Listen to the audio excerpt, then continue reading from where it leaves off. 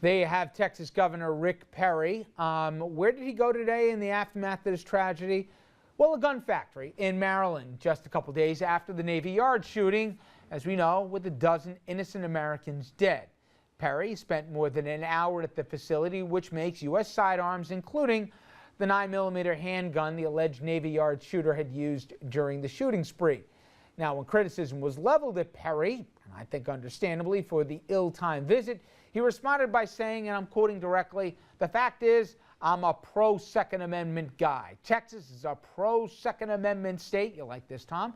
Beretta has been a great manufacturer in Maryland, and they feel not only underappreciated, they feel under attack. Translation: he's trying to take the gun manufacturer and bring them into Texas here, bring along the jobs here and say, hey, I'm sorry they don't love you here, and I know it's crazy after 12 innocent people died for the crime of going to work, but we'll take in our state here. That's real inspired leadership there, Governor Perry. All right, let's go back to the phone lines, and Andrew and Dominic will jump in here as they will. Let's start off with Stanley. He's calling us from Pleasantville in New York. Stanley, if we can agree on at least one thing tonight, and that is we've got a problem in this country. Too many people are dying at the end of the gun. How do we fix it? Help us out here. What's the solution? We have to change the culture of America.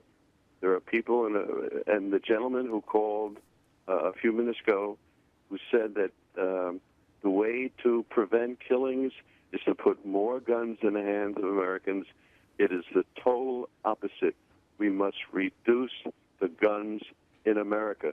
The reason why we have these multiple killings is not because a gentleman has a gun and puts it in his vault or puts it on his roof or puts it in his room. It's because a kid or a person or an unstable person is able to get to that gun and kill people. We have to reduce the culture in America that says the Second Amendment is correct.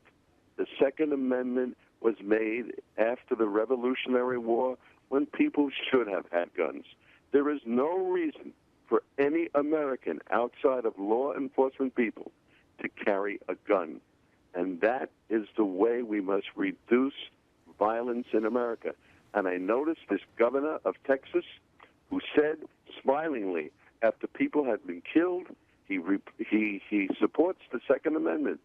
The right for people to have guns. I noticed in Virginia, people can carry a gun in a bar. And I heard something the other day, some state is allowing people who have no eyesight to carry a gun.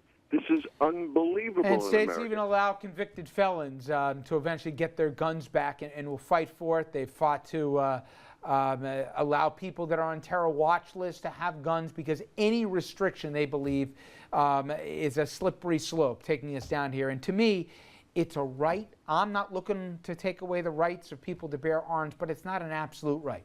If we can agree it's not a good idea that people should be able to own bazookas, and believe it or not, I've had a debate with people on this program before if people should have surface-to-air missiles, be able to buy that, or that they should be able to have bazookas, or have a body armor, or armor-piercing bullets. These are the debates we have in this country. But if we can agree there's certain limits to it, why do we need assault weapons? Maybe that's for another time. But how about the basic idea, just the basic idea that there are some people in this country who shouldn't be able to get their hands on the guns? And if you want to have a gun, why not make it like a driver's license where we all are in a common database? I don't understand, Andrew, why that is a tough sell. I just want to follow up on what Stanley said about the culture of guns in this country, because I think he's absolutely right about that. And it's I've called guns one of our original sins with slavery and tobacco, and one of the keys to overcoming both of those was making them less popular, making them less cool to be racist, less cool to be a smoker, and you start to reduce the problem. We need to make gun ownership and gun usage less cool. Some of that, and I hate saying Hollywood or video games, but that may be part of the problem also. People think that they're John Wayne or they're John McClane, and they can solve every problem if something pops up if they've got a gun at their side. And it just ain't the case. More often than not, those are the people who wind up in the greatest amount of harm and in the greatest amount of danger, as you pointed out. We have to change the culture of it, as Stanley said, and make guns less cool. I still think, Dominic, they got to figure out the Blumenthal's and the rest of them, right? they tend to throw too many things at whatever it's the State House or in the Capitol or at the public. So the public is trying to figure out, well, what are you asking me to get behind? You asking me to get behind background checks? You asking me to get behind on assault weapons? You asking me to get behind waiting periods? Are you asking me to support like ammo clips or smart guns? Remember? I mean, to me, that always made sense, which is, okay, you want to own a gun, fine. But Tom, Dick, and Harry shouldn't be able to get the gun and you be not liable for what happens, okay? You want a gun, make it a smart gun, where it's a fingerprint, where only you can operate the gun, okay? And at least that way, there's accountability for it. But I'm adding to it too, as I find myself. I just think there's too much of a muddled message. To Andrew's point, it wasn't cool to drunk drive because they had some cool spots about DWIs and MAD and all the rest. There was a campaign, it was clear. What message you think America would buy enough that it'd be politically dangerous to be against it if sold the right way? I honestly feel, Richard, you laid out a very articulate case for gun control. I sense a but coming in. Yeah, there's a big but. And the big but is because, Richard, with all due respect, this is not about message or the American people. This is about pandering politicians and money that are owned by the NRA. And until we're able, look at Colorado, as you've been reporting, and until we're able to deal with that, until the American people, here's where the American people do get involved. Until the American people say enough is enough, and if you dare vote to support the NRA or move more towards the Second Amendment, this will be the last vote that you take because we're going to vote you out of office. And if it didn't happen after Newtown, I think people are saying, when will it happen? Right, and that's the bottom line. And so you're going to be here, night after night, and we don't want this to happen, but you're going to be sad because you're going to be reporting about location X, where there's another shooting. It may be another movie theater. But I do want to say this on the mental health component. America does have to put some more resources. I mean, see, we keep talking about this man heard voices. The correct term is paranoid schizophrenic. That's the medical term in terms of psychiatry. Yep. And it's real. The problem is real. These people feel that these voices are real and they hear them and they act on them.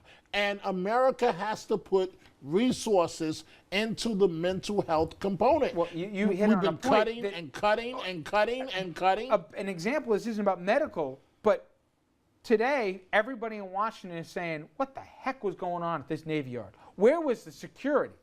Then they say, yeah, we cut back.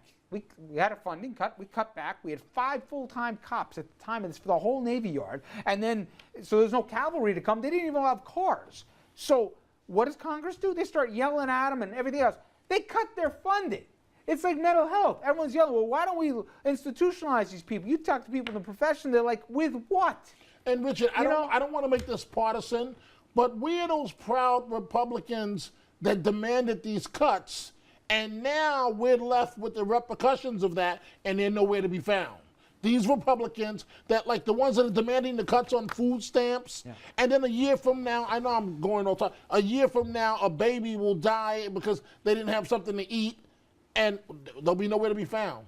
Nowhere to be found. Or they'll condemn the then governor of whatever state here because he's from another party. All right, when we come back, we're going to turn the floor over to you again here, 387662428. And I know there's not some magic answer, everybody, but I want to know down deep, you at home, how do you think that we at least cut down on this problem, this epidemic in this country? So we got to stop talking about it and stop having our hearts broken, whether it's a grammar school, high school, college, movie theater, or just going to work in this country. How do we cut down on the unbelievable epidemic of gun violence in America? We'll be right back with your calls and more.